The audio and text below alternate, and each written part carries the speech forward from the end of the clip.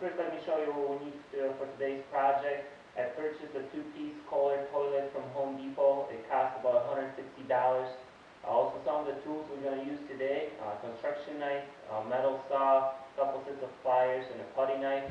I also recommend that you purchase separately a flexible hose that will connect the toilet to the water source. You should replace those hoses every 5 years. Before we're going to attempt to remove the toilet out of the floor, I'm going to take a wet vac and suck remaining water out of the tank and out of the toilet itself. This will prevent any unnecessary spills.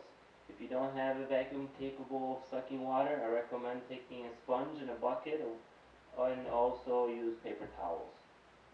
So our next step after turning the water supply off and draining the water tank will be to unscrew the water supply line to the tank. It's good to put a rug or a paper towel because after you unscrew there's going to be a little bit of water that's going to go onto the floor.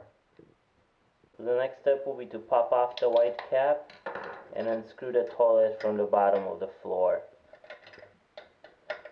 So our next step will be to remove the toilet. The next step of the project will be to take the putty knife and remove the old wax ring.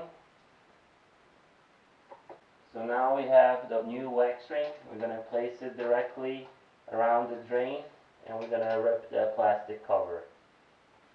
So next you want to bring the new toilet into place.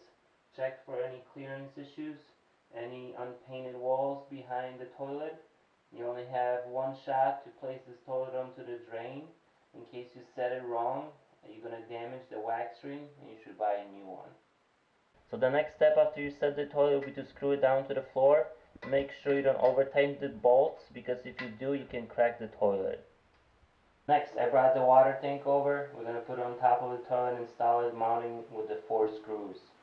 So after the toilet and tank are installed, the next step will be to unwrap and install the toilet seat. So next, we're going to take a brand new hose and connect the water supply to the tank. So one last step of the project will be to test any water connections for any leaks. I recommend to flush the toilet a few times to make sure there's no leaking water and everything is nice and tight. So one more thing, we're going to install the white caps around the screws that mount the toilet. Just like this. In case those screws are a little bit too long, you might need to use a metal saw and trim them down. So this is how a complete project looks. Everything nice, flushes nice and smooth.